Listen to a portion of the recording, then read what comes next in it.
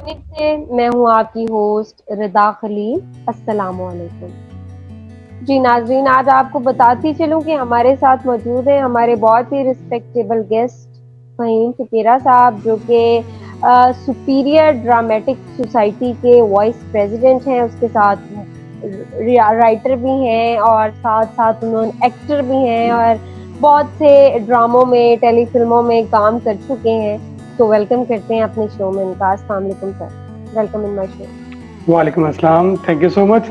I really feel honoured. First of all तो मैं खुद को इस काबिल नहीं समझता कि आप मुझे अपने मतलब सेलिब्रिटी फेज में ऐड कर रही हैं, लेकिन रब की ज़ात का शुक्र है, आपका शुक्रिया कि आपने मुझे 67 न्यूज़ एचडी का शुक्रिया कि उन्होंने मुझे मौका दिया आप सबको ज्वाइन करने का। सर आपका शुक्रिया कि आपने अपने कीमती वक्त में से हमें चंद लम्हात दिए और हमारे साथ गुफ्तगू कर रहे हैं, अपना पर्सनल एक्सपीरियंस शेयर कर रहे हैं, उसके साथ साथ अपनी पर्सनल बातों से नहीं हमें नहीं, यू आर आगाह। Always welcome. जी जी जी, बिल्कुल। तो सर मीडिया मैस कम्युनिकेशन क्यों सिलेक्ट किया? आप कोई और भी डिग्री सिलेक्ट कर सकते थे, व्हाई मैस कम्युनिकेशन? अच्छा, मोस्टली लोग ये सोचते हैं कि मैस कम्युनिकेशन का मतलब होता है जर्नलिज्म, लेकिन मैंने मैस कम्युनिकेशन चूज करने की मेरे मकसद सिर्फ एक्टिंग थी। बिकॉज सुना करते थे कि यार एंकर्स हैं, ताल्लुक बनते हैं, पीआर स्ट्रांग होती है, ultimately they will get a chance in the showbiz. So this is the basic reason of joining mass communication. Sir kindly tell me one thing के आप अपनी फैमिली के फर्स्ट मेंबर हैं जो कि इस तरह ड्रामेटिक सोसाइटी आपने ज्वाइन की है और आप मतलब फिल्मों ड्रामों में काम करना चाह रहे हैं। एग्जैक्टली, मेरे खानदान में दूर दूर तक किसी का इस चीज से कोई ताल्लुक नहीं है, मैं पहला हूँ। सर आप ये बताएं कि जब आपने ये शोबा सिलेक्ट किया और आपने अपने पेरेंट्स को बताया, देन उनका क्या रिएक्शन था? वो लोग एग्री थे या उन्होंने मतलब बोला कि यार ये क्या तुमने सिलेक्ट कर लिया है? नहीं, मेरी माँ ने थोड़ा क्रिटिसाइज किया था। वो कहती थी कि भाई तू कोई अफसरी वाली नौकरी कर, कोई लाल बत्ती लगी हो गाड़ी पे। लेकिन my dad is very supportive in these matters. तो उन्होंने शुरू से हमें एक ही बात सिखाई है, जो पैशन है, जो इंटरेस्ट है, गो for it, never mind. Sir ये बताएं कि आपने बहुत सारे ड्रामे भी लिखे, बहुत सारी टेली फिल्म्स भी की, शॉर्ट फिल्म्स भी की, तो सर आपकी जो सबसे ज्यादा आपको जो पसंद है, जिसपे आपने सबसे पहली फिल्म कौन सी थी? सबसे पहला ड्रामा कौन सा आपने राइट किया? सबसे पहले तो हमारा ये बेसिकली मैंने कोई ऐसा कमर्शियली काम नहीं किया, यूनिवर्सिटी प्रोजेक्ट्स के साथ साथ चलते रहे, बड़ा कुछ सीखने को मिला। तो फर्स्ट ऑफ ऑल तो मेरी सबसे बड़ी जो सक्सेस थी वो थिएटर थी। I started from theatre, short films और ये ड्रामाज, ये तो एक अगला प्रोसीजर था। और मोस्टली आई रिकमेंड जो भी बिगिनर्स हैं इस फील्ड में आते हैं, जो बेसिक्स ऑफ एक्टिंग है ना, वो लर्निंग हमारे पास थिएटर की होती है। फाद मूसा को मैं सुन रहा था, वो कहता है you famous, drama makes you rich and theatre makes you good, go for theatre. तो मतलब आप गुड होना चाहते थे, ना आपको रिच होने का शौक है, ना आपको फेमस होने का शौक है, बस आप एक बहुत नहीं, ऑब्वियसली अब डायरेक्ट तीसरी सीढ़ी पे पाँव थोड़ी ना रखा जाता है ना, स्टेप बाय स्टेप सब कुछ होता है। स्टार्ट बिल्कुल सही है, डिफरेंट स्टेप्स होते हैं, तो एग्जैक्टली स्टेप से गुजरने के साथ साथ ही इंसान को कामयाबी।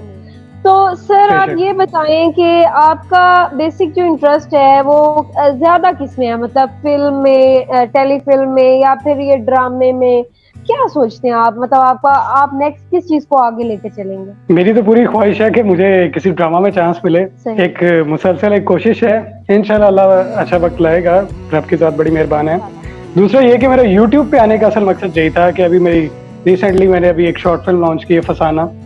तो उससे काफ़ी कुछ लर्निंग प्रोसेस मिला। और मैं आजकल के जो भी स्ट्रगलिंग एरा में इस फील्ड में ज्वाइन होना चाहती हैं वो लोग मुझे अक्सर, हालांकि मैं कोई इतना बड़ा सेलिब्रिटी नहीं हूँ, ठीक है, यूनिवर्सिटी में कोई थिएटर्स कर लिए, शॉर्ट फिल्म्स कर ली, तो मुझे अक्सर लोग मैसेज कर रहे थे जो देखते हैं यार ये बंदा कैमरा फेस कर रहा है कि क्या प्रोसीजर है आने का। तो उन सबको मैं डायरेक्टली एक ही मैसेज दूंगा यार कि सोशल मीडिया ना आजकल सबसे बड़ी पावर है। खुद को सोशल मीडिया पे इतना हाईलाइट कर लो कि लोग आपको वहां से कैप्चर करें, यार ये बंदा है। अब मैं अगर लेट सपोज कोई काम खुद नहीं कर रहा, तो अगर मैं एक्टिविटीज कर रहा हूँ और सोशल मीडिया पे लोगों को नहीं पता, किसी को नहीं पता फ़हीम फ़कीरा कौन, वहीं पे अगर मैं छोटी सी भी एक एक्टिविटी करी, एक सड़क पे खड़े होकर प्रैंक भी कर लिया, पब्लिकली वो शेयर कर दिया, क्या पता लोगों को पसंद आ जाए। तो चांसेस वैसे बनते हैं जब आप लोगों को फेस करते हो। आप में गट्स होने चाहिए कि आप लोगों को फेस कर सकें, तभी आप कुछ एग्जैक्टली इस फील्ड में सबसे बड़ी बात बिल्कुल यही है कि you have to be confident enough to face anyone. हमारे, मैं आपको एक मजेदार सी बात याद आ गई। हमने यूनिवर्सिटी के अंदर प्लान किया स्ट्रीट थिएटर। अब अच्छा। स्ट्रीट थिएटर एक ऐसी चीज हुई, मेरे मेंटोर हैं सर फैसल, सर हसीब खान। तो सर हसीब हमें बता रहे थे कि जब हम स्ट्रीट थिएटर करने जाते थे गाँव वगैरह के अंदर, तो हमें मारे पड़ती थी बकायदा, तो जो लड़के लड़कियां इस तरह एक्टिंग कर रहे होते थे, वो प्रेफर्ड नहीं होता था। तो इधर भी हमने सुपीरियर में ना एक एक्सटेम्पोर थिएटर करने की एक कोशिश की, जिसके अंदर मेरा लास्ट में एज यूजुअल एक कह लें कि मोटिवेशनल स्पीकर वाला रोल था। तो हुआ ये कि हमने एक लड़की खड़ी कर दी वहां पे, ठीक है, माहीन, और एक लड़का था जो उसको हैरास करने की कोशिश कर रहा था विद इन द यूनिवर्सिटी, और यूनिवर्सिटी में किसी को भी नहीं पता था कि ये ड्रामा हो रहा है। सिर्फ टॉप फ्लोर पे सर फैसल बिजनेस टीम वो देख रहे थे कि यार ये ड्रामा हो रहा है। तो हुआ क्या, वो तैयब साहब आए हमारे प्रेसिडेंट, तो उन्होंने आके उसे मतलब ब्लैकमेल करना शुरू किया कि तुम्हारी मैं पिक्चर्स वायरल कर दूंगा, ये कर दूंगा, वो कर दूंगा। तो and suddenly they started shouting at each other. तो वहां पे ऑडियंस इकट्ठी हो गई। तो बड़े मजे का एक्सपीरियंस है। हमारे क्लब का प्रेसिडेंट थे ताहिर भाई, तो ताहिर भाई ने आके तैयब को पकड़ लिया, तैयब चले तू, ठीक है। तो वहीं पे वहां फौरन ताहिर भाई को पकड़ के लेके गया हूँ, ताहिर भाई ड्रामा हो रहा है। तो बस ये सीन चलते रहे। तो वो बड़ा जबरदस्त एक्सपीरियंस था।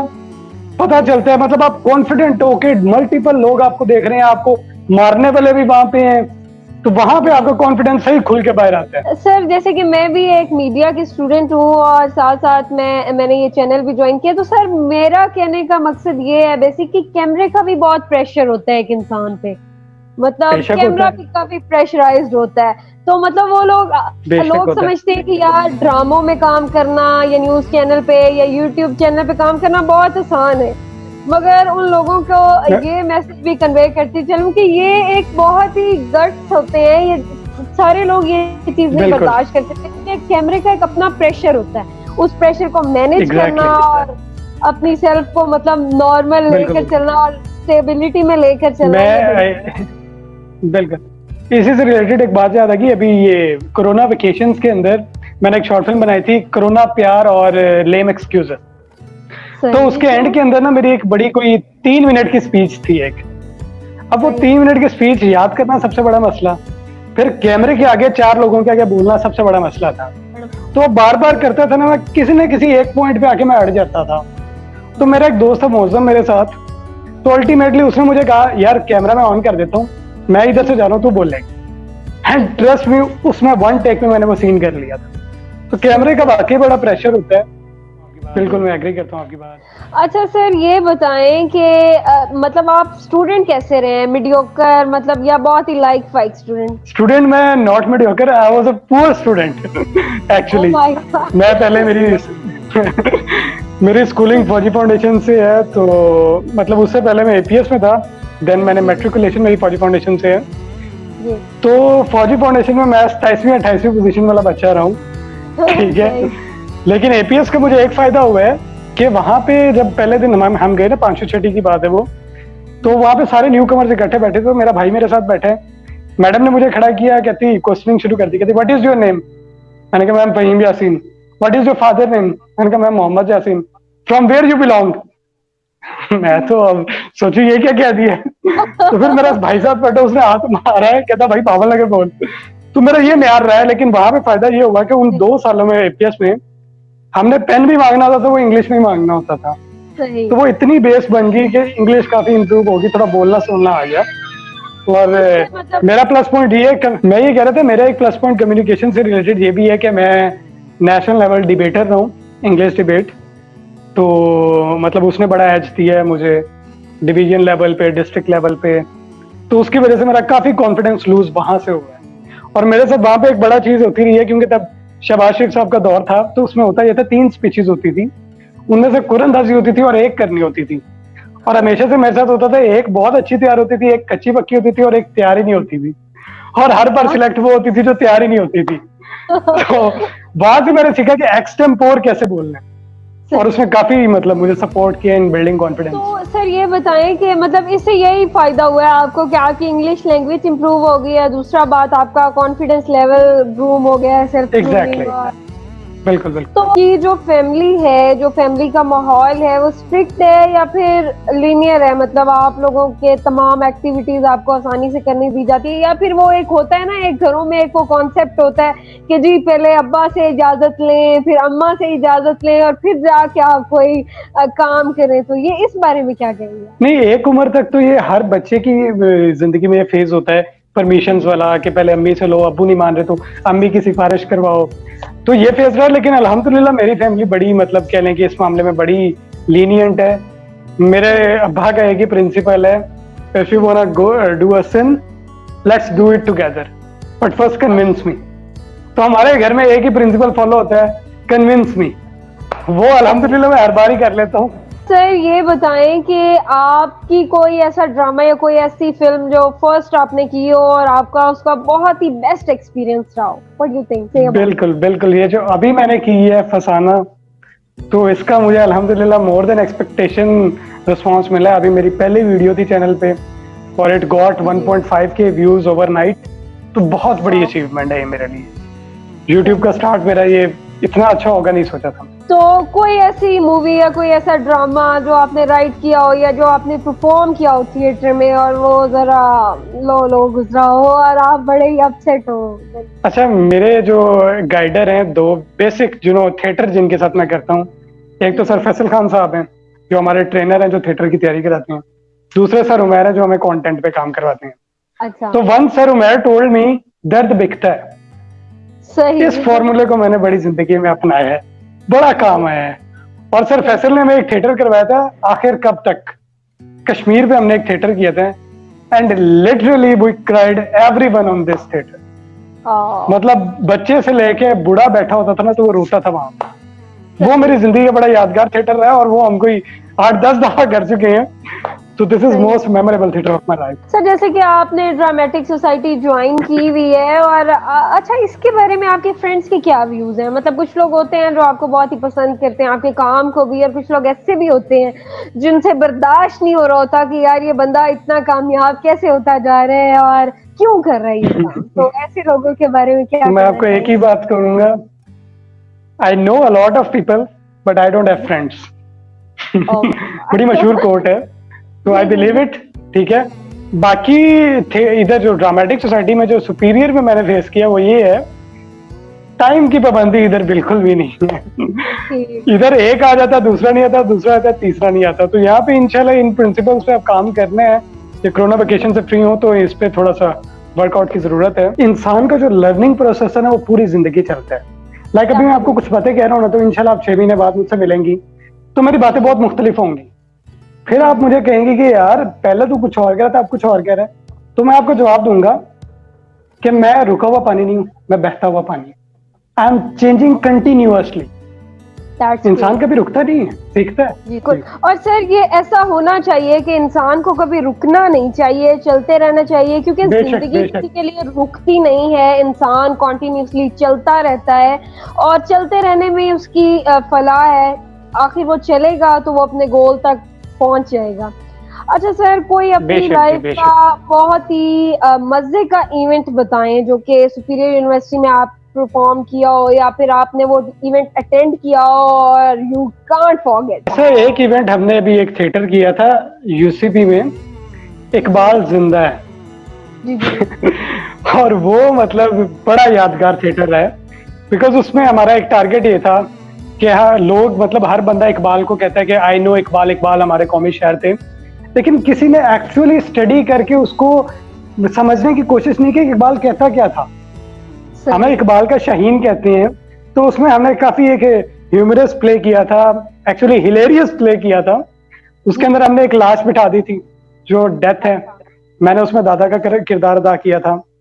तो वो लाश 2-2 मिनट बाद जिंदा होकर जवाब देती थी।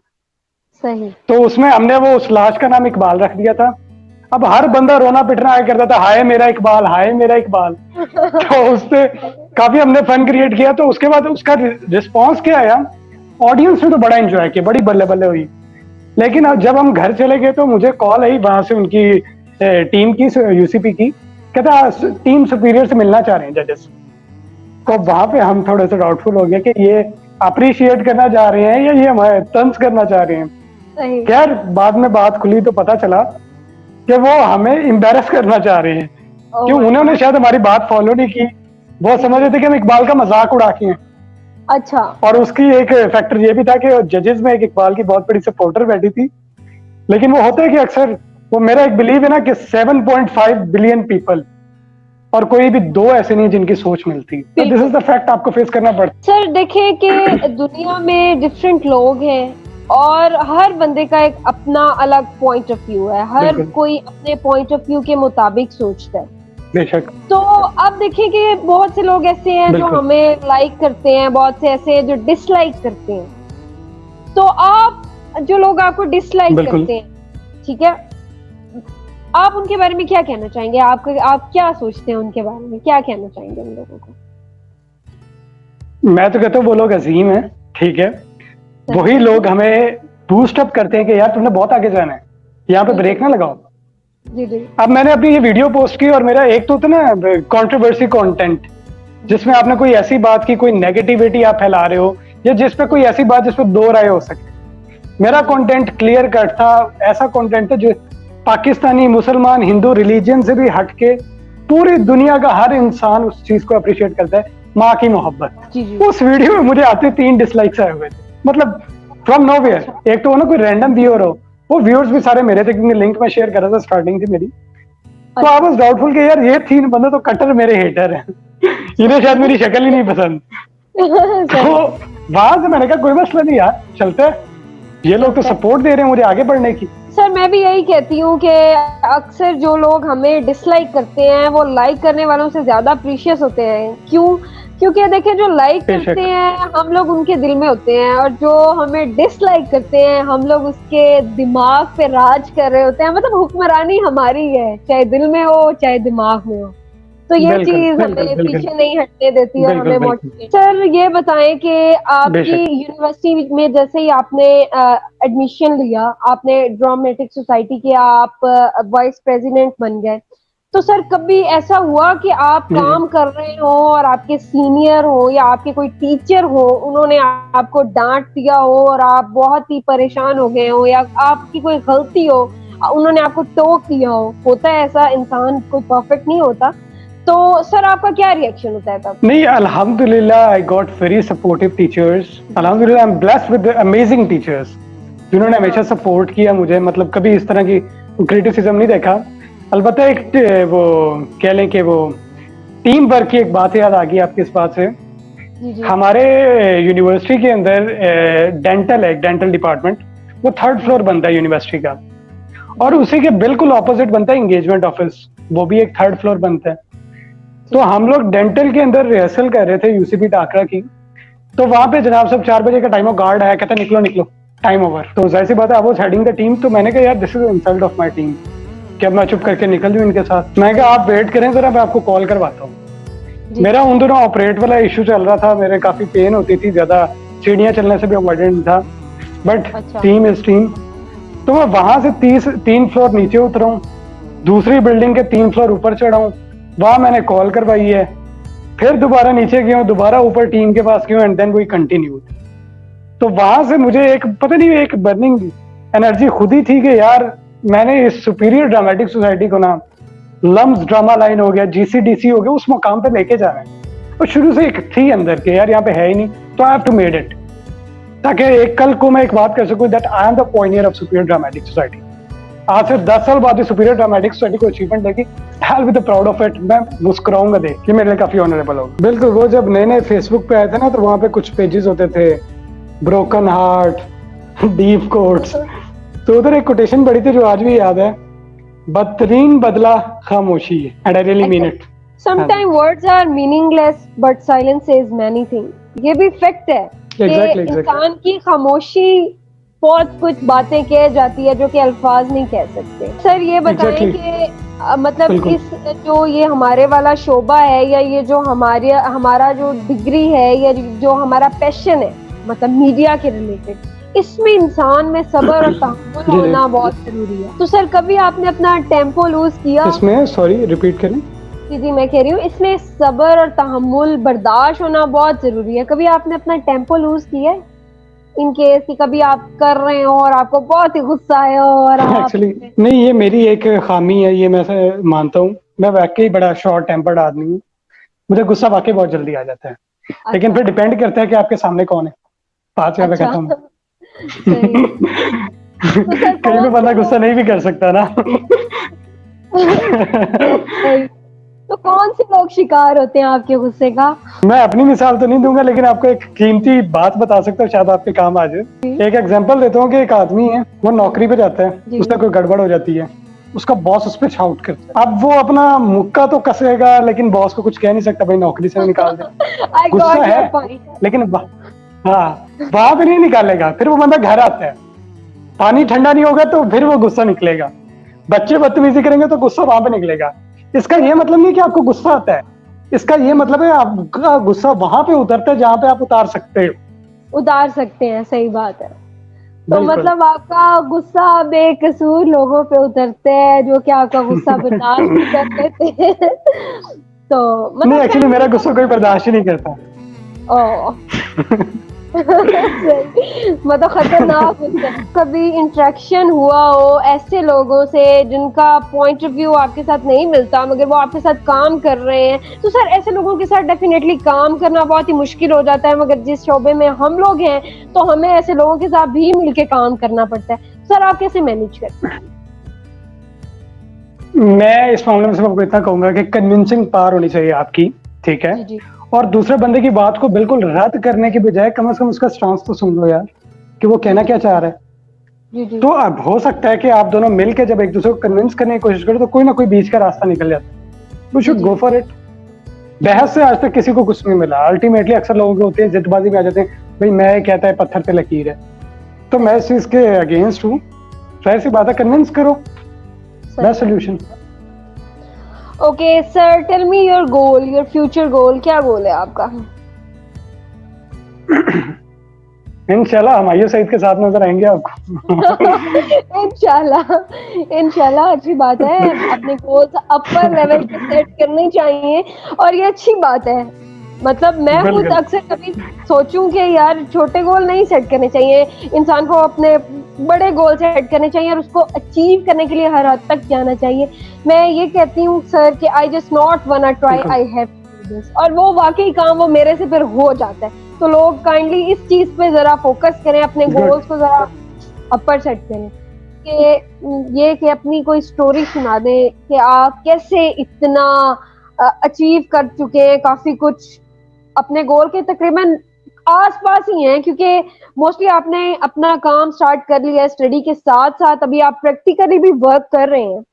तो सर अपनी स्टोरी सुनाए, अपनी सक्सेस की स्टोरी सुनाए ताकि लोगों को भी पता चल सके और शायद आपकी स्टोरी से बहुत से लोग फायदा भी उठा सकें। फर्स्ट ऑफ ऑल तो मैंने 4th तक डीपीएस डिस्ट्रिक्ट पब्लिक स्कूल, हमारे शहर का एक नामवर स्कूल है, वहां से अपनी स्कूलिंग स्टार्ट की। लेकिन वहां पे मेरा बहुत पुअर रिजल्ट आने की वजह से माय डैड थॉट कि यार इसको थोड़ा क्वालिटी स्टडी चाहिए, शायद इस वजह से रह रहा है। मुझे एपीएस में करवा दिया गया। बहरहाल एपीएस में मेरी परफॉर्मेंस अच्छी हुई क्योंकि वहाँ पे क्रिएटिविटी को प्रेफर किया जाता था। और शायद शुरू से ही अल्लाह ने हर इंसान के अंदर कुछ ना कुछ डाला होता है, तो मेरे अंदर आर्ट लवर वाला फैक्टर था। बचपन में पेंटिंग बड़ी अच्छी करता था, फिर क्विट कर दी वो। फिर जब मैं फौजी फाउंडेशन में आया हूँ तो वहाँ पे मतलब मैं I was an average student, ठीक है। जी जी फौजी फाउंडेशन में जब तक था ना, मैट्रिकुलेशन तक मेरा कोई दूर दूर तक प्लान ही नहीं था कि भाई मैंने अदाकार बनना है, मैंने मैस कॉम में जाना है, मुझे कुछ नहीं आइडिया था। एक ही जुनून था, फौज में जाना है यार। इवन मुझे याद है सुपीरियर की मेरी ओरिएंटेशन में उन्होंने पूछा कि यार व्हाई यू चूज्ड मैस कॉम। मैंने कहा सर वो तो वैसे ही टेम्पोररी एडमिशन ली है, अभी मेरे आर्मी के टेस्ट की डेट्स हैं तो वो आएंगी, अगर मैं सिलेक्ट हो गया तो छोड़ दूंगा। तो वो कहते गुड यार। तो उसके बाद हुआ ये कि मतलब मैट्रिकुलेशन में एक्सट्रीम था वो कि जाना ही जाना है।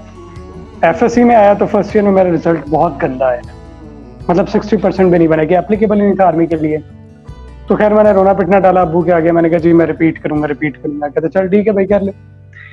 रिपीट करने के बाद भी, हाँ रिपीट करने के बाद फर्स्ट ईयर मेरे 60% बन गए। मैंने फर्स्ट ईयर बेस पे अप्लाई कर दिया। अच्छा अब वही हुआ ये कि मेरे जिन दिनों में आर्मी का टेस्ट था उन्हीं दिनों में मेरा अपेंडिक्स को ऑपरेट हो गया। खुदा का करनी थी, क्या कह सकती हैं। खैर मैं टेस्ट में काफ़ी जुनूनी था इसको लेके, मैं जिंदगी का सवाल है, मैंने कहा जाना है यार देखी जाएगी। जब मैं टेस्ट के अंदर अपीयर हुआ हूँ तो विदाउट प्रिपरेशन मेरा स्क्रीनिंग टेस्ट क्लियर हो गया, and that was a big achievement for me. मतलब मेरे तो पाँव जमीन पे नहीं लग रहे थे यार कि बगैर तैयारी के मैंने आर्मी का टेस्ट क्लियर कर लिया, जिसके लिए मैं इतना पैशनेट था। तो जनाब साहब उन्होंने 3 दिन बाद मुझे दे दिया फिजिकल टेस्ट की डेट। अब मैंने कहा यार क्या करूं, मतलब हालत भी नहीं है। मैंने बाबा से मशवरा किया, बाबा कहते हैं यार चल मैं डॉक्टर से पता करता हूँ फिर रिकमेंड करता हूँ। डॉक्टर ने मना कर दिया। मैं कहा बाबा देना ही देना है। कहते चल यार एट योर ऑन रिस्क। अब हम गए, ये रेस कोर्स था आई गेस, नहीं फोर्ट्रेस स्टेडियम था। फोर्ट्रेस स्टेडियम के अंदर हमारा ये फिजिकल टेस्ट हुआ। तो उस वक्त मेरे फुल अप ऑपरेट को हुआ था, बेड रेस्ट पे था तकरीबन मैं। तो मैं चलो जी निकल गया रनिंग पे। मैंने वहां पे कोई खड़ा था, एक सोल्जर रैंक का था, मैंने उसे अपनी कंडीशन बताई। कहता कुछ नहीं हो तो जवान आदमी हो चलो। अच्छा चलो ठीक है, इसे पता होगा कह रहा है। खैर जब भागना शुरू किया तो 1.5 किलोमीटर की रेस थी हमारी। 1 किलोमीटर तो मैंने कवर कर लिया था। अच्छा। पीछे रह गया आधा किलोमीटर, टाइम भी 5 मिनट पड़े थे जी। हुआ कुछ इस तरह के जब मैं आधे किलोमीटर के भी मिड में था ना, मेरी बस होगी। मतलब काफी अरसे से मैं फिजिकल एक्टिविटीज से भी आउट था और ऑपरेट हुआ था, तो this was not a small thing. खैर वहां मैं गिव अप कर गया और मैं आ गया। जब मैं वापस आया तो मैंने उसे बताया सर देखिए मेरा ये जेन्युइन इशू था, फिर भी मैंने इतना कवर किया, तो काइंडली थोड़ी फेवर दे दें मुझे, नहीं तो आप मुझे CMS रेफर कर दें, जो वो कहेंगे that would be okay for me. तो वो कहते नहीं यार मैं ऐसा कर सकता हूँ, तुम्हें 2 दिन बाद की डेट दे देता हूँ और 30 सेकंड पहले भगा दूंगा। जी सर 2 दिन बाद मैं कैसे भागूंगा, मेरा तो ऑपरेट हुआ है। तो खैर वो कहते नहीं यार ऐसे नहीं हो सकता। मैं कहा चलो। मैं घर आ गया, उन दिनों मेरा कोई फोन ऑफ था, ईद के दिन भी करीब थे। तो मेरा फोन को 3-4 दिन ऑफ रहा है, कुछ छठे दिन मैंने ऑन किया तो मुझे मैसेज आया था कांग्रेचुलेशन यू हैव सक्सेसफुली, मतलब वो भी जो सिलेक्शन का मैसेज आता है कि आपका फिजिकल क्लियर हो गया, मेडिकल के लिए स्टेट को आ जाओ। मेरा फोन था, डेट गुजर गई। फिर जनाब मैंने उस नंबर पे कॉल किया तो वो कहते हैं हम आपको एक नंबर दे रहे हैं उस पर कॉल करना। मैंने कहा ओके। मैंने उस पर कॉल किया, वो कहता मैं आपको एक नंबर दे रहा हूँ उस पर कॉल करना। मैंने उस पर कॉल की, वो आगे कहता आपको नंबर किसने दिया है। मैंने कहा यार मैं नाम पूछना भूल गया। क्या दोबारा कॉल ना करना। मैंने कहा ओके। फिर मुझे लगा शायद ये प्रैंक हुआ है मेरे साथ। यार उसके बाद जनाब साहब उन्हीं दिनों के अंदर ना मैं मतलब लाइक मेरे कुछ दोस्त थे इनाम अम्मार, तो मैं उनकी बैठक में जाया करता था, बैठा करता था। वो स्टडी में उनका दिल नहीं लगता तो मैं उन्हें मोटिवेशन दिया करता था। उन्हें मोटिवेशन देते देते मुझे समझ आया कि जो आपका दिल करता है ना, जिसके लिए आपका दिमाग दिल दोनों कहते हैं यार यू कैन डू इट और you can do it the best, भाग जाओ उस तरफ। फिर एक ही बात समझ आ रही थी उस वक्त कि अच्छा बोल लेता है, कॉन्फिडेंस भी ठीक है, मैथ्स कॉम से एक्टिंग में आ जाएंगे। अब मैथ्स कॉम में आके अब यूनिवर्सिटीज में स्टूडेंट ऑफ द ईयर नहीं देखी थी तो पता था भाई ये माहौल होता है यूनिवर्सिटियों का। तो जब गए हैं तो वैसा बिल्कुल माहौल नहीं था। खैर मैं जाते फिर मैंने कहा शायद ड्रामेटिक क्लब के अंदर ऐसा कोई माहौल हो। खैर फिर मैंने सारे दफ्तरों के दरवाजे खटखटाए कि ड्रामेटिक सोसाइटी कहाँ पे है। तो दे सेड के there is no dramatic society. फिर मैंने कहा चल यार अपने बेस पे करेंगे, खुद ही करेंगे। तो हमने, मुझे सफियान मेरा एक दोस्त है, ये टोल्ड मी कि यार UCB टाकरा इवेंट आ रहा है, एनुअल इवेंट होता है, बहुत बड़ा इवेंट है, ड्रामा इधर करती है। भैया हमारे पास तो टीम ही नहीं है। कहता कोई नहीं, यूनिवर्सिटी इतनी बढ़िया, लोगों को ढूंढेंगे। मैंने कहा चल आ जा। हमने उसके कोई पोस्टर्स निकलवाए UCB टाकरा के, कैफे चले जाना, एक एक मैन टू मैन जाके कहना यार would you please work with us, हम एक थिएटर कर रहे हैं। वो आगे से ऐसे देखते थे, नो। कहा ओके फाइन। तो खैर वहां पे काफी सेल्फ रिस्पेक्ट हर्ट हुई, लेकिन वहां पे इसी हमारी एक्टिविटी ने हमें एक प्रॉपर टीम दे दी एक, और उस टीम के साथ हमने बहुत कुछ सीखा। UCB जाके मैंने जिंदगी का पहला थिएटर किया था अपनी, तो वो बहुत लर्निंग था मेरे लिए। बेशक वी लॉस्ट दैट, हम हार गए थे, लेकिन बहुत कुछ सीखने को मिला है। तो मैं हार को हार मानता ही नहीं हूँ अगर आप उससे कुछ सीख रहे हो। सही। तो जैसे जैसे मेरे साथ तो खैर काफी ट्रेजिक जिंदगी रही है, हर मोड़ पे कोई नई किताब खुल जाती थी। खैर उस किताब से बड़ा कुछ सीखने को मिला। तो मेरी नजर में ये है कि जिंदगी में जब आप चल रहे होते हैं ना, तो अचानक आपकी गुत्थियां खुलती जाती हैं, आपका रास्ता खुद ही साफ होता जाता है, आपको खुद ही समझ आता जाता है कि यार आप मैंने ये करना है, this is the right time to do this. तो all you have to do is just continue your efforts, keep working hard and wait for the right time. That's good sir. Mass communication के students को जो कि directly indirectly मेरी तरह dramatic society में भी little bit interest रखते हैं, तो आप उनको क्या लेसन देना चाहेंगे? एक्चुअली हमारी ड्रामेटिक सोसाइटी है ही पूरे मैस कॉम क्लब की, सारा मैस कॉम डिपार्टमेंट ये ड्रामेटिक में, कोई इक्का दुक्का है, कोई एविएशन से या मेडिकल से है, majority of the mess com department चला रही है। अच्छा, तो अच्छी बात है, मैस कॉम वालों को जितना हो सके स्टेज ऑडियंस फेस करें, जितना लोगों से सामना करेंगे उतना कॉन्फिडेंस खुलता है उनका। सही। तो सर कोई न्यू प्लान है, कोई new upcoming movie, drama, whatever, कुछ भी ऐसा? बिल्कुल, अभी मैंने बताया था आपको, यूट्यूब जस्ट स्टार्ट किया, तो इंशाल्लाह अब सीरीज में चलता जाएगा काम। तो फिलहाल तो मैंने शदीद इमोशनल कंटेंट निकाला था, मतलब मोस्टली लोगों ने क्या कि यार रुला दिया। तो अब सोचा है कि अब खुल के हंसाना है लोगों को। एक अब कॉमेडी कंटेंट बना रहा हूँ, तो अभी मैं डिस्क्लोज नहीं करूंगा थीम आप लोगों के सामने।